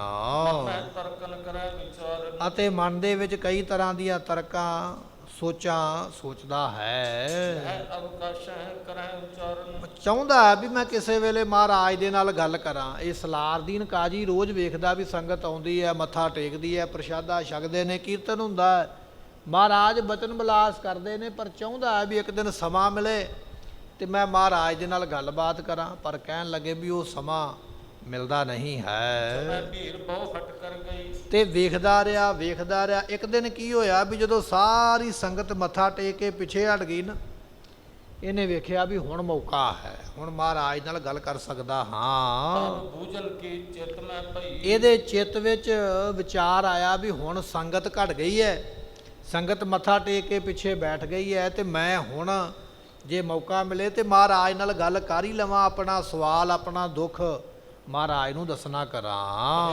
ਗੁਰੂ ਜੀ ਤੁਮਰੇ ਪਾਸ। ਤੇ ਸਤਿਗੁਰੂ ਮਹਾਰਾਜ ਜੀਆਂ ਦੇ ਕੋਲ ਆ ਕੇ ਕਹਿਣ ਲੱਗਾ, ਸਤਿਗੁਰੂ ਮੇਰੀ ਇੱਕ ਬੇਨਤੀ ਹੈ ਤੁਹਾਡੇ ਅੱਗੇ। ਨਰ ਕਿਉਂ ਕਰ ਕਰਤੇ ਅਰਦਾਸ। ਇਹ ਜਿਹੜੇ ਲੋਕ ਨੇ ਤੁਹਾਡੇ ਅੱਗੇ ਅਰਦਾਸ ਕਿਉਂ ਕਰਦੇ ਨੇ? ਮੇਰਾ ਸਵਾਲ ਇਹ ਹੈ ਵੀ ਜਿਹੜੇ ਲੋਕ ਆਉਂਦੇ, ਬਾਹਰੋਂ ਸੰਗਤ ਆਉਂਦੀ, ਅਰਦਾਸ ਕਿਉਂ ਕਰਦੀ ਹੈ? ਅਰਦਾਸ ਕਰਨ ਦੀ ਤੇ ਲੋੜ ਨਹੀਂ ਹੈ, ਜੋ ਕਰਮਾਂ 'ਚ ਲਿਖਿਆ ਆਪਣੇ ਆਪ ਮਿਲ ਜਾਣਾ ਹੈ। ਜਿਹੜਾ ਕਰਮਾਂ 'ਚ ਨਹੀਂ ਲਿਖਿਆ ਉਹ ਮਿਲਣਾ ਨਹੀਂ ਹੈ। ਜਦੋਂ ਕਰਮਾਂ ਤੋਂ ਬਾਹਰ ਹੀ ਮਿਲਣਾ ਕੁਝ ਨਹੀਂ, ਤੇ ਮਿਲਣਾ ਕਰਮਾਂ ਦਾ ਲਿਖਿਆ, ਫਿਰ ਅਰਦਾਸ ਕਿਉਂ ਕਰਨੀ ਹੈ? ਕਈ ਵਾਰੀ ਸਾਡੇ ਵੀ ਮਨ ਦਾ ਵਿਚਾਰ ਹੁੰਦਾ ਨਾ, ਅਸੀਂ ਵੀ ਇਹ ਸੋਚਦੇ ਹਾਂ ਨਾ ਕਈ ਵਾਰ ਬੈਠੇ ਬੈਠੇ ਵੀ ਅਸੀਂ ਰੋਜ਼ ਆਉਂਦੇ ਹਾਂ, ਮੱਥਾ ਟੇਕਦੇ ਹਾਂ, ਅਰਦਾਸ ਕਰਦੇ ਹਾਂ, ਕਿਉਂ ਕਰਦੇ ਹਾਂ? ਇਹ ਸਲਾਰਦੀਨ ਜਿਹੜਾ ਕਾਜੀ ਹੈ ਨਾ, ਇਹਦਾ ਸਵਾਲ ਹੈ। ਕਹਿਣ ਲੱਗਾ, ਮਹਾਰਾਜ ਇਹ ਲੋਕ ਤੁਹਾਨੂੰ ਮੱਥਾ ਟੇਕਦੇ, ਚਲੋ ਠੀਕ ਹੈ ਵੀ ਤੁਸੀਂ ਸਤਿਕਾਰਯੋਗ ਹੋ, ਮੱਥਾ ਤਾਂ ਟੇਕਦੇ, ਪਰ ਇਹ ਤੁਹਾਡੇ ਅੱਗੇ ਅਰਦਾਸ ਕਰਦੇ ਵੀ ਅਰਦਾਸ ਕਿਉਂ ਕਰਦੇ ਨੇ? ਰੱਬ ਨੇ ਕਰਮ ਤੇ ਸਾਰਿਆਂ ਦੇ ਲਿਖੇ ਨੇ, ਭਾਵੇਂ ਕੋਈ ਅਰਦਾਸ ਕਰੇ ਤੇ ਭਾਵੇਂ ਕੋਈ ਨਾ ਕਰੇ, ਮਿਲਣਾ ਤੇ ਸਭ ਨੂੰ ਉਹ ਹੈ ਜੋ ਕਰਮਾਂ 'ਚ ਲਿਖਿਆ ਹੈ। ਜੇ ਕਰਮਾਂ 'ਚ ਲਿਖਿਆ ਮਿਲਣਾ ਤੇ ਫਿਰ ਮਹਾਰਾਜ ਅਰਦਾਸ ਦਾ ਕੀ ਲਾਭ ਹੈ? ਇਹੋ ਅਸੀਸ ਕੈਸੇ ਕਰਦੇ। ਤੇ ਸਤਿਗੁਰੂ ਪਾਤਸ਼ਾਹ ਮਹਾਰਾਜ ਸਾਹਿਬ ਜੀ ਅਸੀਸਾਂ ਦੇ ਕੇ ਆਪ ਜੀ ਕੀ ਕਰ ਦਿੰਦੇ ਹੋ? ਜਦੋਂ ਤੁਹਾਡੇ ਅੱਗੇ ਕੋਈ ਅਰਦਾਸ ਕਰਾਉਂਦਾ ਹੈ, ਤੁਸੀਂ ਆਖਦੇ ਹੋ ਵੀ ਚਲੋ ਚੜ੍ਹਦੀ ਕਲਾ ਹੋਵੇਗੀ, ਗੁਰਸਿੱਖਾ ਚੜ੍ਹਦੀ ਕਲਾ ਹੋਵੇਗੀ, ਅਸੀਸ ਦਿੰਦੇ ਹੋ, ਤੇਰਾ ਭਲਾ ਹੋਵੇ। ਮਹਾਰਾਜ ਤੁਸੀਂ ਅਸੀਸ ਦੇ ਕੇ ਕੀ ਕਰ ਦਿੰਦੇ ਹੋ? ਕਿ ਤੁਹਾਡੀ ਅਸੀਸ ਨਾਲ ਕੋਈ ਫਰਕ ਪੈਂਦਾ? ਕਿ ਜਾਂ ਤੁਸੀਂ ਕੇਵਲ ਅਗਲੇ ਨੂੰ ਭਰੋਸਾ ਹੀ ਦਿੰਦੇ ਹੋ ਵੀ ਚੜ੍ਹਦੀ ਕਲਾ ਹੋਵੇਗੀ, ਤੇਰੇ ਕਾਰਜ ਸਫਲੇ ਹੋਣਗੇ, ਇਕੱਲਾ ਭਰੋਸਾ ਹੀ ਦਿੰਦੇ ਹੋ? ਕਿ ਜਾਂ ਤੁਸੀਂ ਅਸੀਸ ਦੇ ਕੇ ਅਗਲੇ ਦਾ ਕੰਮ ਸਵਾਰਦੇ ਵੀ ਹੋ? ਮਹਾਰਾਜ ਇਹ ਮੈਨੂੰ ਦੱਸਣਾ ਕਰੋ। ਮੈਂ ਨਹਿ ਜਾਣਿਓ ਹੇਤ। ਮਹਾਰਾਜ ਮੈਂ ਇਸ ਕਾਰਨ ਨੂੰ ਜਾਣ ਨਹੀਂ ਸਕਿਆ ਵੀ ਕਾਰਨ ਕੀ ਹੈ, ਇਹ ਲੋਕ ਮੱਥਾ ਕਿਉਂ ਟੇਕ ਕੇ ਅਰਦਾਸ ਕਿਉਂ ਕਰਦੇ? ਪਹਿਲਾ ਸਵਾਲ ਤੇ ਇਹ ਹੈ, ਜਦੋਂ ਅਰਦਾਸ ਕਰਦੇ ਫਿਰ ਤੁਸੀਂ ਆਖਦੇ ਹੋ ਵੀ ਤੇਰਾ ਭਲਾ ਹੋਵੇਗਾ, ਤੇਰੇ ਤੇ ਬਖਸ਼ਿਸ਼ ਹੋਵੇਗੀ, ਚੜ੍ਹਦੀ ਕਲਾ ਹੋਵੇਗੀ। ਇਹ ਜਿਹੜੀ ਤੁਸੀਂ ਅਸੀਸ ਦਿੰਦੇ ਹੋ, ਇਹ ਅਸੀਸ ਦਾ ਕੋਈ ਫਾਇਦਾ ਵੀ ਹੈ ਕਿ ਕੇਵਲ ਬਸ ਇੱਕ ਭਰੋਸਾ ਜਿਹਾ ਹੀ ਦੇ ਦਿੰਦੇ ਹੋ ਵੀ ਚਲੋ ਕੋਈ ਨਹੀਂ, ਇਹਨੂੰ ਭਰੋਸਾ ਬਣਿਆ ਰਵੇ? ਤੇ ਤਾਂ ਕਰਕੇ ਮਹਾਰਾਜ ਜੇ ਕੋਈ ਕਾਰਨ ਹੈ ਤੇ ਦੱਸਣਾ ਕਰੋ। ਖੁਦਾਏ ਨੇ ਦੀਨ ਬਣਾਏ। ਮਹਾਰਾਜ ਜੋ ਖੁਦਾ ਨੇ ਬਣਾਇਆ ਹੈ, ਖੁਦਾ ਨੇ ਕੀ ਬਣਾਇਆ? ਦੁਨੀਆ ਬਣਾਈ, ਸੰਸਾਰ ਬਣਾਇਆ ਹੈ। ਤੇ ਸੰਸਾਰੀ ਲੋਕ ਜਿਹੜੇ ਧਰਮ ਦੇ ਵਿੱਚ ਰਹਿੰਦੇ ਹਨ, ਭੋਗਤ ਹੈ ਜਿਤ ਕਿਤ ਜਾਏ। ਮਹਾਰਾਜ ਜੋ ਕਰਮਾਂ 'ਚ ਲਿਖਿਆ ਹੁੰਦਾ ਨਾ, ਕਾਜੀ ਆਪਣੀ ਜਗ੍ਹਾ ਤੇ ਬਿਲਕੁਲ ਠੀਕ ਹੈ, ਵਿਦਵਾਨ ਪੁਰਸ਼ ਹੈ। ਮਹਾਰਾਜ ਉਹ ਕਰਮਾਂ 'ਚ ਲਿਖਿਆ ਹੋਵੇ, ਬੰਦਾ ਕਿਤੇ ਵੀ ਬੈਠਾ ਹੋਵੇ ਉਹਦਾ ਕਰਮ ਉਹਨੂੰ ਖਿੱਚ ਕੇ ਉੱਥੇ ਲੈ ਜਾਂਦਾ ਹੈ। ਜਿੱਥੇ ਉਹਦਾ ਕਰਮ ਲਿਖਿਆ ਹੈ ਉੱਥੇ ਉਹਨੇ ਪਹੁੰਚਣਾ ਹੀ ਪਹੁੰਚਣਾ ਹੈ, ਤੇ ਜਿੱਥੇ ਦਾਣਾ ਪਾਣੀ ਲਿਖਿਆ ਉਹਨੇ ਛਕਣਾ ਹੀ ਛਕਣਾ। ਜਿਹੜਾ ਕਰਮਾਂ 'ਚ ਲਿਖਿਆ ਹੈ ਉਹ ਮਿਲਣਾ ਹੈ। ਤੇ ਮਹਾਰਾਜ ਇਹਦੇ ਵਿੱਚ ਹਿੰਦੁਨ ਕੇ ਮਤ ਮਹਿ ਵੀ ਐਸੇ। ਮਹਾਰਾਜ ਕੱਲਾ ਮੁਸਲਮਾਨ ਮਤ ਇਹ ਗੱਲ ਨਹੀਂ ਕਹਿੰਦਾ ਵੀ ਕਰਮਾਂ 'ਚ ਲਿਖੀ ਦਾਤ ਮਿਲਦੀ ਹੈ। ਹਿੰਦੂ ਮਤ ਦੇ ਗ੍ਰੰਥ ਔਰ ਹਿੰਦੂ ਮਤ ਦੇ ਸੰਤ ਵੀ ਇਹ ਗੱਲ ਕਹਿੰਦੇ ਨੇ ਵੀ ਜਿਹੜਾ ਕਰਮਾਂ 'ਚ ਲਿਖਿਆ ਹੋਵੇ ਉਹ ਬਿਨਾਂ ਮੰਗਣ ਤੋਂ ਬਿਨਾਂ ਕਹਿਣ ਤੋਂ ਮਿਲਦਾ ਹੈ, ਤੇ ਕਰਮ ਨੂੰ ਮਿਟਿਆ ਨਹੀਂ ਜਾ ਸਕਦਾ ਹੈ। ਆਪਾਂ ਬਚਨ ਪੜ੍ਹਦੇ ਆ ਨਾ, ਮਹਾਰਾਜ ਸਾਹਿਬ ਜੀਆਂ ਦੀ ਬਾਣੀ ਦੇ ਵਿੱਚ ਭਗਤ ਤ੍ਰਿਲੋਚਨ ਜੀਆਂ ਨੇ ਬਚਨ ਕੀਤੇ, ਤੇ ਆਪਾਂ ਉਹਨਾਂ ਬਚਨਾਂ ਨੂੰ ਕਈ ਵਾਰੀ ਸਰਵਨ ਕਰਦੇ ਹਾਂ। ਜਿੱਥੇ ਹਨੂਮਾਨ ਦਾ ਜ਼ਿਕਰ ਕੀਤਾ, ਚੰਦਰਮਾ ਦਾ ਜ਼ਿਕਰ ਕੀਤਾ ਹੈ, ਕਈ ਦੇਵਤਿਆਂ ਦਾ ਜ਼ਿਕਰ ਕੀਤਾ ਵੀ ਉਹਨਾਂ ਨੇ ਆਪੋ ਆਪਣੇ ਕਰਮ ਭੋਗੇ ਨੇ। ਸਲ ਬਿਸਲ ਆਣ ਤੋਖੀ ਲੈ ਹਰੀ, ਕਰਮ ਕਾਰ ਕਸੌਟੀ ਮਫੀਟ ਸਰੀ। ਦਾਦੀ ਲੈ ਲੰਕਾ ਗੜ, ਉਪਾੜੀ ਲੈ ਰਾਵਣ ਬਣ। ਸਲ ਬਿਸਲ ਆਣ ਤੋਖੀ ਲੈ ਹਰੀ, ਕਰਮ ਕਾਰ ਕਸੌਟੀ ਮਫੀਟ ਸਰੀ। ਹਿੰਦੂ ਧਰਮ ਦਾ ਗ੍ਰੰਥ ਇਹ ਗੱਲ ਕਹਿੰਦਾ ਹੈ, ਲਿਖਿਆ ਹੋਇਆ ਕਰਮ ਤੇ ਹਨੂਮਾਨ ਨੂੰ ਭੋਗਣਾ ਪਿਆ। ਉਹ ਸਾਰੀ ਉਮਰ ਨੰਗਾ ਰਿਹਾ, ਕੇਵਲ ਕੱਲਾ ਲੰਗੋਟ ਹੀ ਬੰਨ ਸਕਿਆ, ਲੰਗੋਟ ਤੋਂ ਬਿਨਾਂ ਕੱਪੜਾ ਨਹੀਂ ਤਨ 'ਤੇ ਪਾ ਸਕਿਆ। ਕਹਿਣ ਤੋਂ ਭਾਵ ਇਹ ਆ ਵੀ ਉਹਦਾ ਕਰਮ ਹੀ ਇਦਾਂ ਦਾ ਲਿਖਿਆ ਸੀ, ਉਹ ਸਾਰੀ ਉਮਰ ਕਰਮ ਭੋਗਦਾ ਰਿਹਾ। ਮਹਾਰਾਜ ਹਿੰਦੂ ਮਤ ਦਾ ਗ੍ਰੰਥ ਵੀ ਇਹ ਗੱਲ ਕਹਿੰਦਾ ਹੈ ਕਿ ਇਹ ਜਿਹੜੇ ਦੇਵਤੇ ਹੋਏ ਨੇ ਉਹ ਵੀ ਆਪੋ ਆਪਣੇ ਕਰਮਾਂ ਨੂੰ ਭੋਗਦੇ ਨੇ। ਜਦੋਂ ਸਾਰਿਆਂ ਨੇ ਭੋਗਣੇ ਕਰਮ ਨੇ, ਫਿਰ ਗੁਰੂ ਨੂੰ ਮੱਥਾ ਕਿਉਂ ਟੇਕੀਏ, ਫਿਰ ਗੁਰੂ ਅੱਗੇ ਅਰਦਾਸ ਕਿਉਂ ਕਰੀਏ, ਫਿਰ ਤੁਸੀਂ ਇਹ ਸ਼ਵਾਸਨ ਕਿਉਂ ਦਿੰਦੇ ਹੋ ਵੀ ਤੇਰਾ ਭਲਾ ਹੋਵੇਗਾ।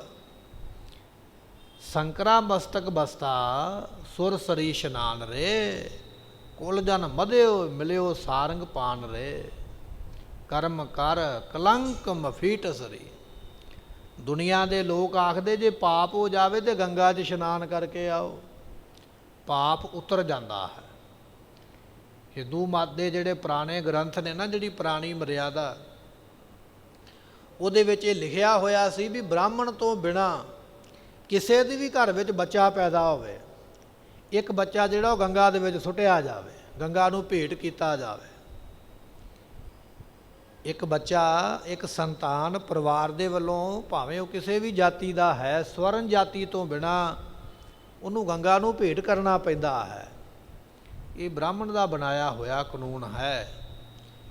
ਜਿਉਂਦੀ ਔਰਤ ਨੂੰ ਮਰੇ ਬੰਦੇ ਦੇ ਨਾਲ ਸਾੜਿਆ ਜਾਂਦਾ, ਜਦੋਂ ਬੰਦਾ ਮਰ ਜਾਵੇ ਉਹਦੀ ਵਿਧਵਾ ਔਰਤ ਨੂੰ ਨਾਲ ਸੜਨਾ ਪੈਂਦਾ ਹੈ। ਇਹ ਕਾਨੂੰਨ ਬਣਾਏ ਗਏ। ਸਤਿਗੁਰੂ ਕਹਿਣ ਲੱਗੇ ਤੁਸੀਂ ਆਖਦੇ ਹੋ ਵੀ ਮੇਰੇ ਕੋਲੋਂ ਪਾਪ ਹੋਇਆ ਹੈ, ਮੈਂ ਗੰਗਾ ਵਿੱਚ ਇਸ਼ਨਾਨ ਕਰਾਂ ਮੇਰਾ ਪਾਪ ਧੁੱਪ ਜਾਏਗਾ। ਸਤਿਗੁਰੂ ਕਹਿਣ ਲੱਗੇ ਸੰਕਰਾ ਮਸਤਕ ਬਸਤਾ। ਸ਼ੰਕਰ ਨਾਮ ਹੈ ਸ਼ਿਵ ਜੀ ਦਾ, ਸ਼ਿਵ ਜੀ ਦਾ ਇੱਕ ਨਾਮ ਸ਼ੰਕਰ ਵੀ ਹੈ। ਕਹਿਣ ਲੱਗੇ ਸ਼ੰਕਰ ਦੇ ਮੱਥੇ ਦੇ ਉੱਪਰ ਰਹਿਣ ਵਾਲਾ। ਤੁਸੀਂ ਸ਼ਿਵ ਜੀ ਦੀ ਫੋਟੋ ਵੇਖੋਗੇ ਨਾ, ਜਾਂ ਕੋਈ ਨਾਟਕ ਵੇਖੋਗੇ, ਉਹਦੇ ਮੱਥੇ 'ਤੇ ਚੰਦਰਮਾ ਬਣਾਇਆ ਹੈ, ਚੰਦਰਮਾ ਦੀ ਫੋਟੋ, ਚੰਦਰਮਾ ਦਾ ਨਿਸ਼ਾਨ ਉਹਦੇ ਮੱਥੇ 'ਤੇ ਹੈ, ਸਿਰ ਦੇ ਉੱਪਰ ਜੂੜੇ ਦੇ ਵਿੱਚ। ਕਹਿਣ ਲੱਗੇ ਸੰਕਰਾ ਮਸਤਕ ਬਸਤਾ, ਸ਼ਿਵ ਜੀ ਦੇ ਜੂੜੇ ਦੇ ਵਿੱਚ ਰਹਿੰਦਾ ਚੰਦਰਮਾ। ਕਾਹਦੇ ਵਾਸਤੇ?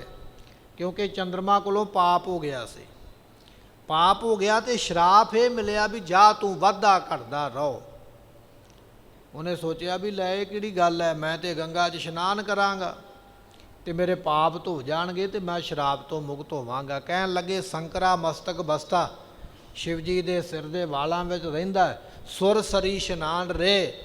ਸੁਰਸਰੀ ਗੰਗਾ ਨੂੰ ਕਿਹਾ ਜਾਂਦਾ ਹੈ। ਕਹਿਣ ਲੱਗੇ ਸਭ ਤੋਂ ਪਹਿਲਾਂ ਗੰਗਾ ਜਿਹੜੀ ਉਹ ਸ਼ਿਵ ਜੀ ਦੀਆਂ ਜਟਾਂ ਵਿੱਚ ਪੈਂਦੀ ਆ ਕੇ, ਧਰਤੀ ਤੇ ਬਾਅਦ ਵਿੱਚ ਆਉਂਦੀ ਹੈ। ਇੰਨਾ ਨਿਰਮਲ ਜਲ ਹੈ ਜਿਹੜਾ ਚੰਦਰਮਾ ਨੂੰ ਇਸ਼ਨਾਨ ਕਰਵਾਉਂਦਾ ਹੈ। ਸੰਕਰਾ ਮਸਤਕ ਬਸਤਾ ਸੁਰਸਰੀ ਇਸ਼ਨਾਨ ਰੇ, ਗੰਗਾ ਵਿੱਚ ਇਸ਼ਨਾਨ ਵੀ ਕਰਦਾ। ਇੱਥੇ ਹੀ ਬਸ ਨਹੀਂ, ਕੁਲ ਜਨ ਮਧੇ ਮਿਲਿਓ ਸਾਰੰਗ ਪਾਨ ਰੇ। ਕੋਈ ਕੁਲ ਦੇ ਵਿੱਚ ਭਗਤ ਪੈਦਾ ਹੋ ਜਾਵੇ ਨਾ, ਗੁਰਮੁਖ ਪੈਦਾ ਹੋ ਜਾਵੇ, ਤੇ ਉਹ ਸਾਰੀ ਕੁਲ ਸਤਿਕਾਰਯੋਗ ਹੋ ਜਾਂਦੀ ਹੈ। ਉਸ ਕੁਲ ਦੇ ਪਾਪ ਧੁੱਪ ਜਾਂਦੇ ਨੇ, ਪਰ ਕਹਿਣ ਲੱਗੇ ਚੰਦਰ ਵੰਸ਼ੀ ਕੁਲ ਦੇ ਵਿੱਚ ਭਗਵਾਨ ਕ੍ਰਿਸ਼ਨ ਜੀ ਪੈਦਾ ਹੋਏ। ਕੁਲ ਜਨ ਮਧੇ ਮਿਲਿਓ ਸਾਰੰਗ ਪਾਂਡਰੇ। ਸਾਰੰਗ ਨਾਮ ਇੱਕ ਧਨੁੱਖ ਦਾ ਹੈ, ਜਿਹੜਾ ਭਗਵਾਨ ਕ੍ਰਿਸ਼ਨ ਜੀ ਆਪਣੇ ਹੱਥਾਂ ਵਿੱਚ ਧਨੁੱਖ ਫੜਦੇ ਸਨ ਉਹਨੂੰ ਕਹਿੰਦੇ ਸਾਰੰਗ।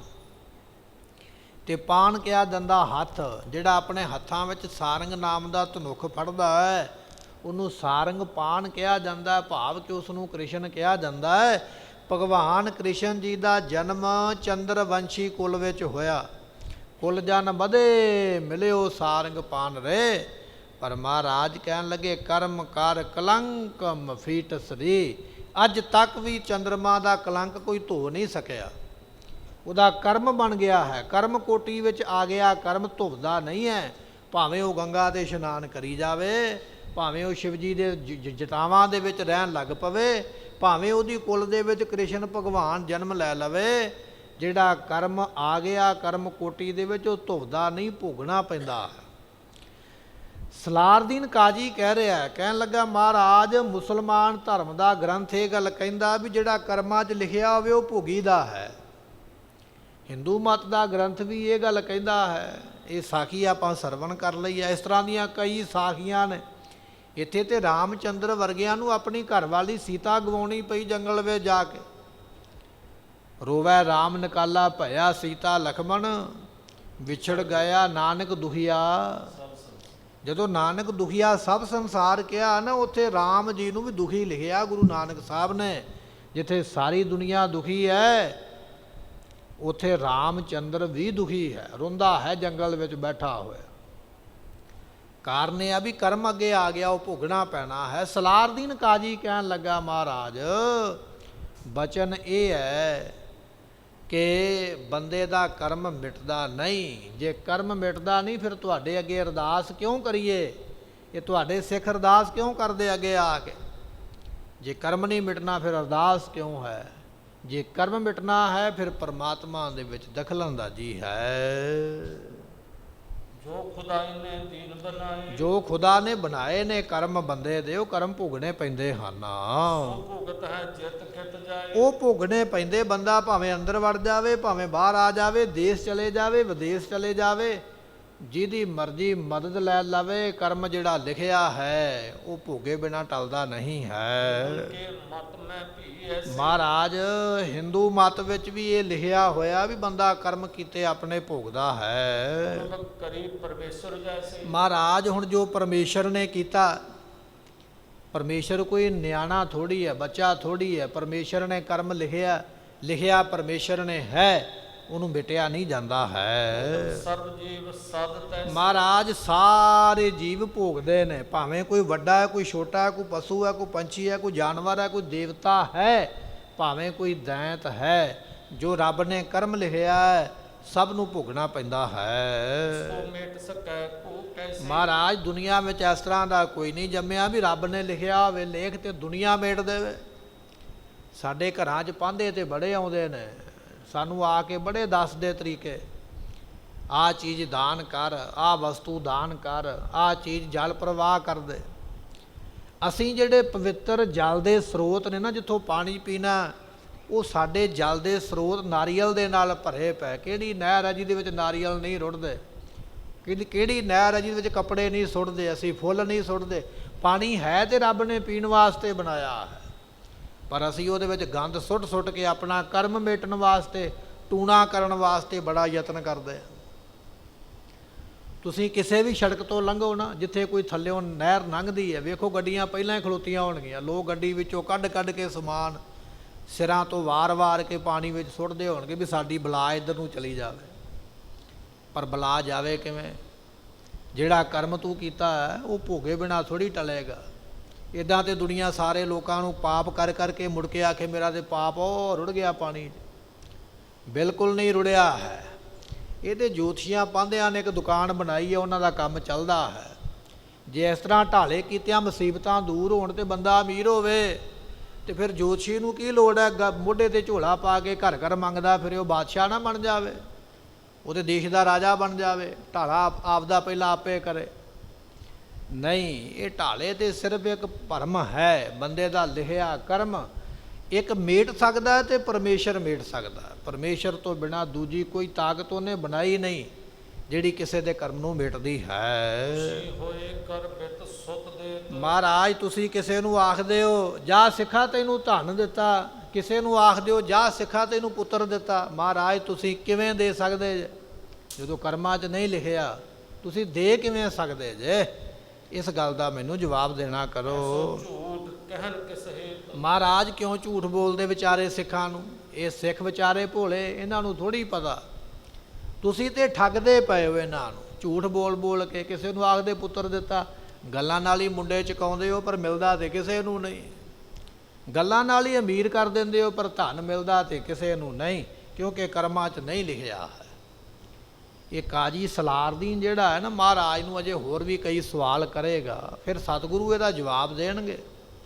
ਪਰ ਜਵਾਬ ਕੀ ਦੇਣਗੇ ਉਹ ਆਪਾਂ ਕੱਲ੍ਹ ਦੇ ਦੀਵਾਨ ਵਿੱਚ ਸਰਵਣ ਕਰਾਂਗੇ। ਸਮੇਂ ਦੀ ਸਮਾਪਤੀ, ਭੁੱਲਾਂ ਦੀ ਮੁਆਫੀ। ਲੇਖਾ ਕਤਹਿ ਨਾ ਛੁਟੀ ਹੈ। ਚੁੱਕੋ ਕਿੱਥੇ ਬੱਚੇ ਨੂੰ, ਕੋਈ ਬੱਚਾ ਹੈ ਉਹਨੂੰ ਥੈਲੀਸੀਮੀਆ ਦੀ ਬਿਮਾਰੀ ਹੈ। ਪੈਸੇ ਚਾਹੀਦੇ ਨੇ 20 ਲੱਖ ਰੁਪਏ ਲੱਗਣਾ ਹੈ, 10 ਗੌਰਮੈਂਟ ਨੇ ਦੇਤਾ, 10 ਸੰਗਤ ਵੱਲੋਂ ਦੇਣਾ। ਆ ਹੈ ਜਿਹੜਾ ਇਹਦਾ। ਵਾਹਿਗੁਰੂ ਜੀ ਕਾ ਖਾਲਸਾ, ਵਾਹਿਗੁਰੂ ਜੀ ਕੀ ਫਤਿਹ।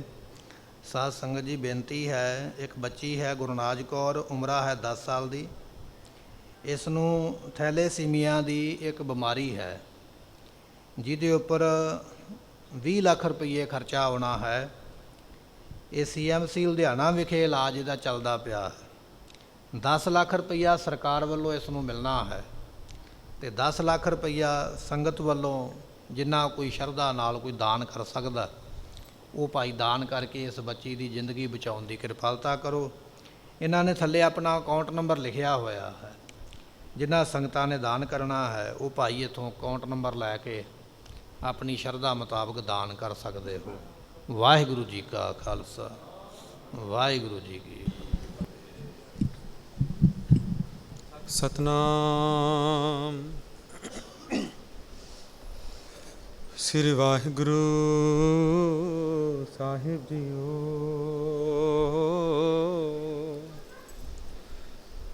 ਗਿਆਨ